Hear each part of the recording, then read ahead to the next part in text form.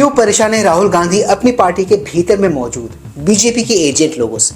किस तरह कांग्रेस पार्टी की अंदरूनी कलह बीजेपी के लिए वरदान है और किस तरह कांग्रेस के ही नेता कांग्रेस की पोल पट्टी खोलने में लगे हुए हैं इन दिनों, यही सब देखेंगे आज के इस धमाकेदार वीडियो में। तो दोस्तों वीडियो में अंत तक जरूर बने रहिएगा। लगता है राहुल गांधी जी वाले कांग्रेस पार्टी की मुसीबतें खत्म होने का नाम ही नहीं ले रही है। थोड़ा थोड़ा करके इत्तो करके राहुल गांधी जी अपने लिए, अपनी पार्टी के लिए देश भर में माहौल सेट करते हैं और कोई ना कोई उन्हीं का नेता निकल के बाहर आ जाता है, कोई ना कोई ऐसी बात कर जाता है, कह देता है, जिसके चलते उनके सारे किए कराए पे पानी फिर जाता है। मुझे ऐसा लगता है राहुल गांधी जी मन ही मन ये बात सोचते होंगे कि मोदी से तो मैं लड़ लूंगा, बीजेपी से तो मैं लड़ लूंगा, फेक न्यूज फैलाकर, फेक नैरेटिव चलाकर, कुछ पैसे खिलाकर, गलत खबरें उड़ाकर मैं उनसे लड़ ही लूंगा। बट मेरे ही दल के अंदर में वो जो कुछ लोग मौजूद हैं जो बीजेपी के एजेंट बने हुए, उनसे मैं कैसे निपटूं?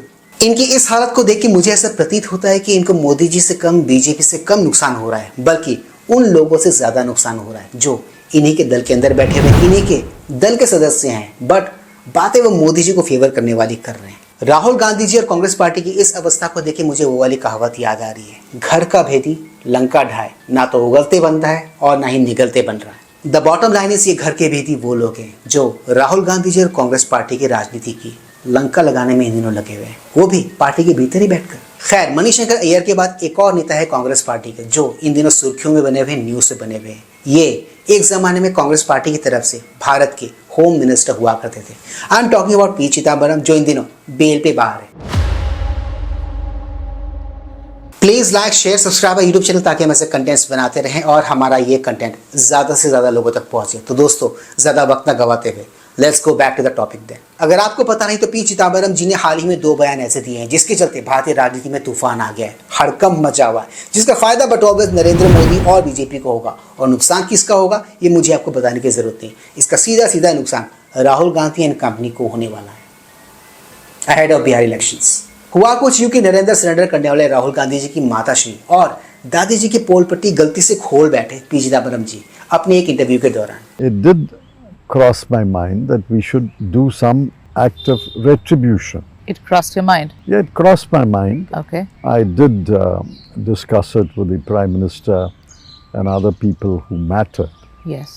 And apparently the Prime Minister had discussed this even when the attack was going on. I don't know.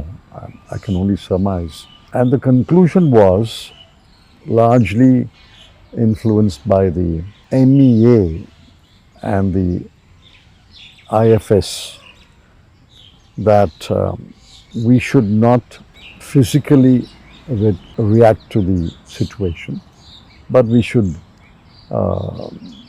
employ diplomatic means. That was the conclusion at that time, and I was told that, but remember, the whole world was descending upon Delhi to tell us that don't start a war. For example, Condoleezza Rice, who was the then Secretary of State, flew in 2 days or 3 days after I took over to meet me and the Prime Minister. सोचो, मोदी जी को Narendra surrender कहने वाले ये लोग खुद किनके चरणों में लेटे हुए थे 26/11 के हमले के बाद? ये तो हमको क्लियर हो ही गया, ये तो इन भाई साहब ने क्लियर यहाँ पर कर ही दिया।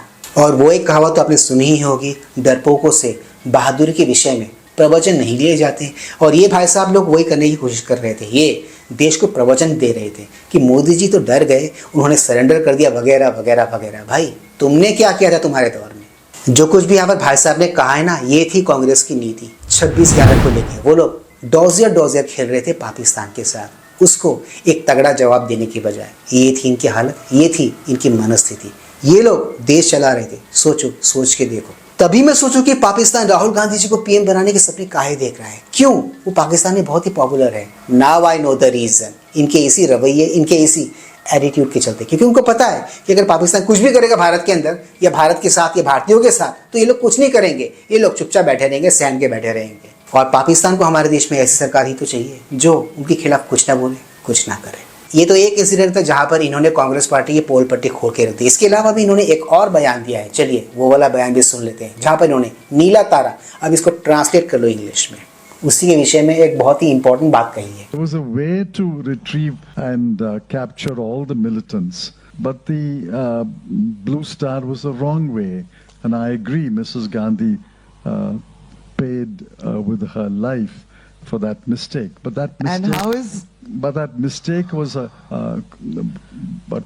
was a cumulative decision of the army, the police, the intelligence, and the civil service. You can't blame it only on Mrs. Gandhi, would you? ऐसा लग रहा है ऑपरेशन ब्लू स्टार को लेके चाचा कुछ ज्यादा ही बहक गए और फिर बहकी बहकी अवस्था में इन्होंने वो सच बोल दिया जो देशवासियों को पता ही नहीं था, बट देशवासियों को पता होना चाहिए था। Now we all know the truth कि उसके पीछे की असल सच्चाई थी तो थी क्या। आपने इनकी बातों में एक बात ऑब्जर्व किया होगा तो इन्होंने यहाँ पर इंदिरा गांधी जी को तो ब्लेम किया ही उस पर्टिकुलर ऑपरेशन के लिए, साथ ही साथ इन्होंने सेना को भी घसीट लिया ताकि सारा का सारा ब्लेम अकेले इंदिरा गांधी जी पे न जाए। बट मैं इन चाचा से एक बात कहना चाहूँगा कि भारतीय आर्म फोर्सेस है ना, ये एक प्रोफेशनल आर्मी है, अनलाइक पाकिस्तानी आर्मी। तो हमारे यहाँ पे डिफेंस फोर्सेस अपनी मर्जी से फैसला नहीं करती है, इनको क्या करना है क्या नहीं करना है इसका जो इंस्ट्रक्शन है ना ये ऊपर से आता है, यानी कि हमारी सरकार देती है, जो कि तब की इंदिरा सरकार हुआ करती थी। उन्होंने दिया था ना, उन्होंने कहा था कि इस ऑपरेशन को अंजाम दो, तभी तो वो आगे बढ़े, तभी तो उन्होंने किया। सिंपल सी बात है, इसमें आप आर्मी को डिफेंस फोर्सेस को काहे ब्लेम कर रहे हो। अब जब इन्होंने इतना बड़ा रेवलेशन कर दिया है तो जाहिर सी बात है इस पर रिएक्शन भी आएंगे। रिएक्शन तो बहुत सारे आए हैं, बट मुझे स्पेसिफिकली मोदी जी का रिएक्शन सबसे कूल लगा, सबसे अच्छा लगा, जो उन्होंने एंड वक्त पर एंड टाइम पर और सही मौका देकर मार दिया है, ahead of Bihar elections of course. के गृह मंत्री तक रह चुके हैं, उन्होंने एक इंटरव्यू में बहुत बड़ा खुलासा किया है। उन्होंने दावा किया है कि मुंबई हमले के बाद हमारी सेनाएं पाकिस्तान पर हमला करने को तैयार थी। पूरा देश भी उस समय यही चाहता था, लेकिन उस कांग्रेस नेता की माने तो किसी दूसरे देश के दबाव के कारण कांग्रेस सरकार ने भारत की सेनाओं को पाकिस्तान पर हमला करने से रोक दिया था। आई एम श्योर इनकी बातों को सुनकर मोदी जी को हंसी आ रही होगी, बट मामले की संवेदनशीलता को देखते हुए उन्होंने अपनी हंसी पे काबू पाया, कंट्रोल पाया। वो सोच रहे होंगे मन ही मन कि कैसा विपक्ष मिला है मुझे, वाह ऐसा विपक्ष भगवान सभी को दे, सभी को प्रदान करे, क्योंकि जब तक ये लोग विपक्ष में बैठे रहेंगे तब तक मोदी जी की सत्ता में बने रहने के चांसेस, बीजेपी की सत्ता में बने रहने के चांसेस 100% बने रहेंगे। इन शॉर्ट ऐसे विपक्ष का विपक्ष में बैठना मतलब मोदी जी की सत्ता में रहने की 100% फुल ऑन गारंटी। खैर, चिदम्बरम जी के इन बयानों से एक बात तो क्लियर हो गया कि देश का नेतृत्व 2014 के पहले बहुत ही कमजोर हाथों में था। ऐसे लोग जिनके पास ना तो गट्स था और ना ही जिगरा था। और हमने 2014 के बाद नेतृत्व में आए बदलाव के बाद भारत के एटीट्यूड में, सेना के एटीट्यूड में बदलाव को भी देखा, बदलाव को भी महसूस किया है। ये भारत वो वाला भारत नहीं रहा जो चुपचाप बैठ जाया करता था हमले होने के बाद। ये वाला भारत एक नया भारत है जो घर में घुसता है और घुसकर ठोकता भी है, जैसा कि हमने 3 ऑपरेशन करके इनको बता दिया। पहला सर्जिकल स्ट्राइक, दूसरा एयर स्ट्राइक और तीसरा ये वाला लेटेस्ट वाला ऑपरेशन सिंदूर। बीजेपी सरकार में, मोदी सरकार में कमियां होंगी, मानता हूं होंगी, बट कांग्रेस सरकार तो कमियों की खदान थी, कमियों की फैक्ट्री थी, उनमें बस कमियां ही कमियां थी। इन शॉर्ट कांग्रेस में कमियां नहीं थी, कमियों में कांग्रेस थी। तो दोस्तों आज के इस मजेदार वीडियो में सिर्फ इतना ही। मैं मिलूंगा आप सबके साथ अपने अगले ब्लॉग में। एनईएस do not forget to like share subscribe YouTube channel. इससे में शक्ति मिलती है, इससे में ताकत मिलती है और इससे में मोटिवेशन मिलती है। कीप स्माइलिंग दोस्तों।